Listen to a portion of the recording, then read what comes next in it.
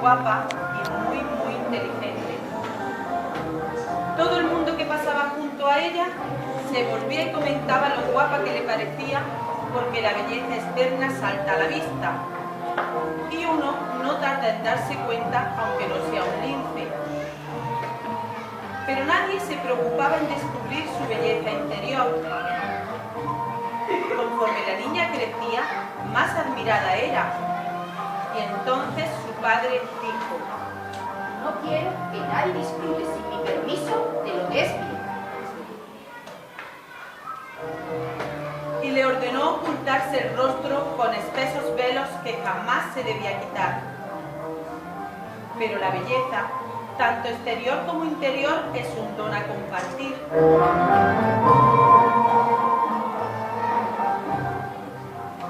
Como pese a los velos, la niña tenía fama de guapa y el padre hacía muchos viajes, empezó a temer que alguno se la robara y decidió construir una torre para encerrarla allí. Pero no sabía que era imposible encerrar el entendimiento o la imaginación o el afán de saber. La niña estaba enfadada con su belleza externa, pues era la causa de su prisión, y acudió en busca de consuelo a su belleza interna, por si explorando su interior encontraba una posibilidad de escapar.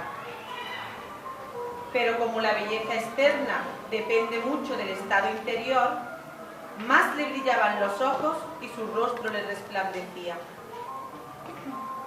Cierto que esa parte de su belleza estaba escondida por los velos y nadie podía admirarla, ni siquiera ella misma, pues su padre pensaba que si el espejo le decía lo guapa que era, le llenaría la cabeza de malos consejos. Pero el espejo solo puede llenarnos la cabeza como mucho del sueño.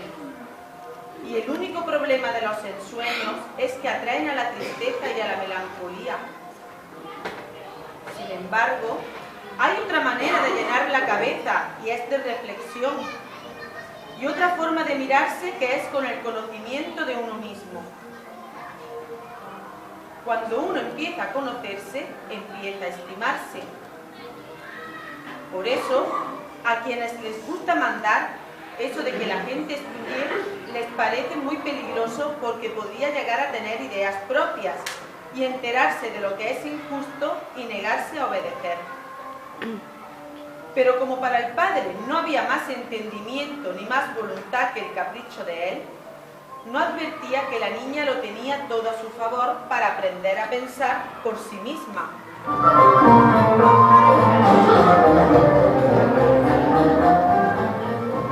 ¿Entendéis por qué hay que estudiar? Aún no he dicho el nombre de la niña, pero no importa, porque ella misma se lo cambió cuando se encontraba encerrada en la torre sin ninguna posibilidad de salir. Todas las ventanas eran tan estrechas y estaban tan altas que apenas podía ver un trozo de cielo. Comprendió que a partir de entonces dentro estaba lo que sería su patria, su familia y su vida. Que esos muros eran una frontera y fuera de ella todo le parecía extranjero y lejano. Y que ella a su vez se había convertido en extranjera para el resto del mundo. Tenía a su servicio a varias mujeres especializadas en distintas tareas, pero el padre había puesto mucho interés en que hablasen lo justo y necesario. Así, la niña no corría el peligro de que la embaucaran con cualquier tipo de ideas. ¿Pero quiénes sois? ¿Cómo os llamáis? ¿Y mi padre? Por favor, decidme algo. La niña decidió llamarse extranjera. Es verdad que es un nombre poco corriente, pero extranjera viene de extraña, y ella se sentía así. No tanto por ser diferente de los demás, sino al estar apartada de los demás. Al principio de su encierro en la torre, la niña extranjera se desesperó mucho porque pasaban y pasaban los días, y lo único reseñable que podía decir era que habían pasado 31 días desde que estaba allí dentro. Por eso todas las noches trazaba una raya, arañando la pared con una de sus horquillas. Y todas las mañanas la tachaba, pues no tenía sentido contar lo que no tenía fin. Se dio cuenta de que todas esas rayas cruzadas por una vertical representaban unos barrotes, y es que representaban las rejas de su prisión.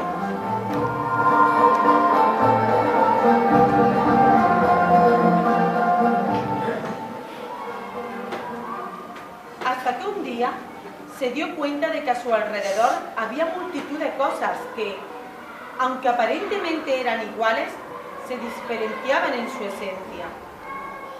Tal era el caso de la sal y el azúcar, tan semejantes en su apariencia y tan distintas en realidad. También se fijó en cómo las flores del jardín brotaban en distinto momento, incluso aquellas que pertenecían al mismo tallo.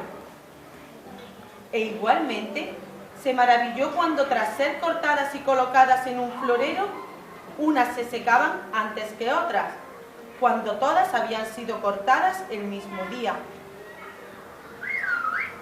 Concluyó que aunque todo parece lo mismo, nada es igual, y empezó a anotarlo todo en su cuaderno, en secreto, para que nadie conociera sus reflexiones. Sintió alivio al comprobar que esas flores, tan semejantes y al mismo tiempo tan distintas, reflejaban su estado interior.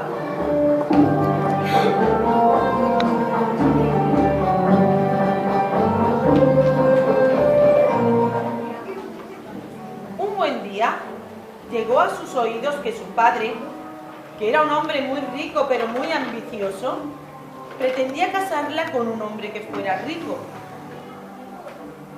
Como la chica era joven y tenía fama de hermosa, sería fácil encontrar un marido que, además de pagarle un buen precio por ella, tuviese buenas influencias de las que a él se pudiera beneficiar. Así que empezó a tantear cuál de los hombres conocidos por su fortuna le vendría mejor para sus planes. El padre visitaba a los candidatos y después les hacía un regalo o les invitaba a comer. Esta labor de selección era pesada y lenta. Él la llevaba a cabo con discreción para que no descubrieran sus intenciones. Todo lo tenía bien calculado, puesto que era un gran hombre de negocios. Entonces creyó oportuno hacer una reforma en la torre en donde estaba su hija. Hizo construir una gran biblioteca repleta de estanterías, en la que había vistosos libros de todo tipo. De ese modo, los candidatos o pretendientes de su hija se maravillarían al verla y le considerarían un hombre culto. Sin embargo, el padre de la niña nunca había leído un libro, ni tenía la más mínima intención de hacerlo. La niña extranjera los agrupó según los colores por ocuparse en algo. Al cabo de una semana, la habitación en donde estaba la biblioteca lucía una gama de colores que iba desde el rojo al violeta. Sin embargo, los libros le infundían cierto respeto, pero como no tenía otra cosa que hacer, se sentaba en un sillón de cuero y los miraba.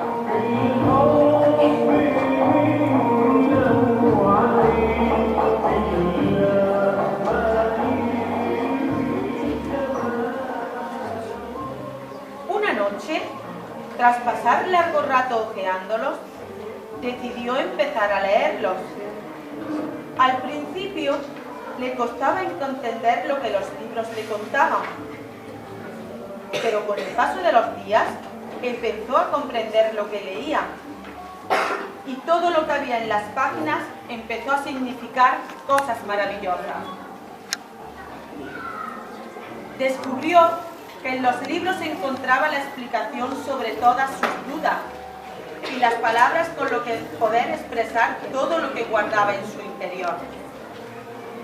Así, poco a poco, la niña extranjera fue formándose en todas las disciplinas: lingüística, álgebra, filosofía, astrología. Casi sin darse cuenta, cada vez aprendía las cosas con mayor rapidez. Se dio cuenta de que no hay que desesperarse si no podemos derribar una puerta a golpes. Quizá, si la estudiamos con atención, descubramos dónde está el pomo. Poco a poco se educó en la perseverancia y los libros se convirtieron en llaves que le abrían puertas secretas.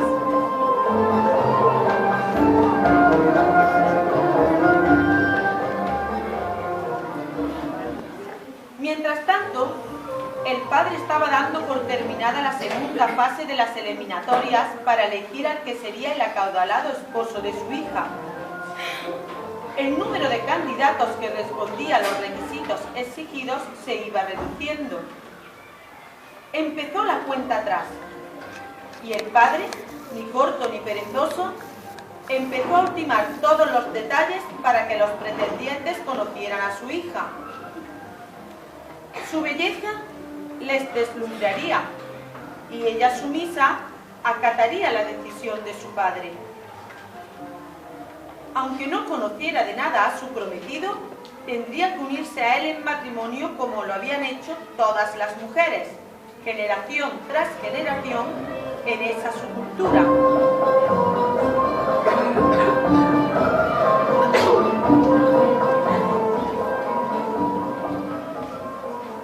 Finalmente, llegó el día en el que el padre se presentó en la torre con 3 ricos pretendientes.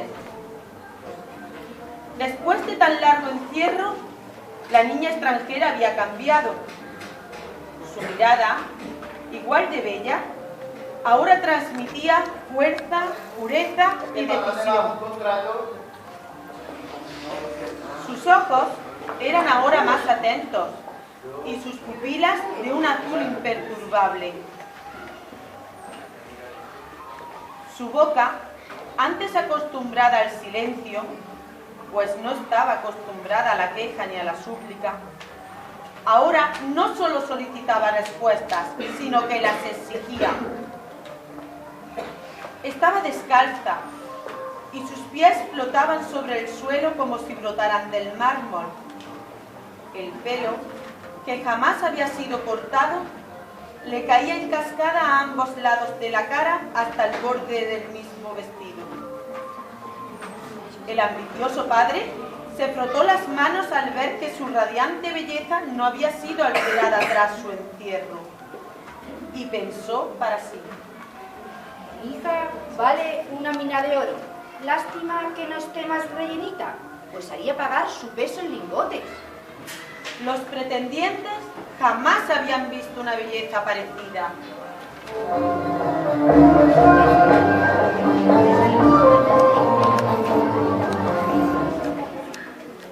Hija, estos son los 3 finalistas de entre todos los hombres poderosos y ricos que me han pedido tu mano. ¿Mi mano? ¿Cuál de ellas quiere arrancarme? Disculpadla, se ha criado fuera del mundo y no entiende que esto no es más que una forma de hablar. Lo que quiero decir, hijita, es que estos caballeros me han pedido permiso para casarse contigo. Entiendo perfectamente la frase. Lo que no entiendo es que por qué 3 desconocidos tienen que pedirte permiso a ti para disponer de mi persona. Pues porque soy tu padre. Bien, pues entonces tendría que ser yo, tu hija, quien tendría que decidir si quiero casarme o no casarme. Entiéndelo bien, porque de esa decisión dependerá mi vida futura y mi felicidad. No seas insolente. Papá, mi felicidad está por encima de los pactos que hayas hecho con cualquiera de estos 3 extraños. Tu única obligación es honrar y obedecer a tu padre. ¿Qué honra podría dar si no tengo respeto por mi propio honor? Honrar o no honrar, ahora no viene al caso. Lo importante es que hagas caso a tu padre. Si obedecer implica anularme como persona, quizás la desobediencia esté justificada.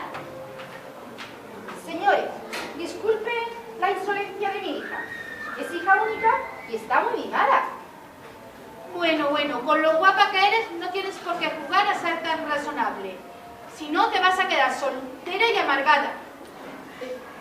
No voy a consentir que se utilice mi belleza para insultar mi inteligencia. Vámonos de aquí. Esta niña no es lo que esperaba. ¿Se puede saber qué demonios te pasa? ¿Acaso te has vuelto loca? Harás lo que te ordene, porque soy tu padre. Padre, habla de conceder mi mano con lenguaje refinado. Pero el hecho es que me vendería como una yegua. He aprendido muchas cosas durante mi encierro, pero sobre todo he llegado a una conclusión. La belleza interior está por encima de la belleza exterior. Mi belleza física algún día se marchitará como las flores del jardín,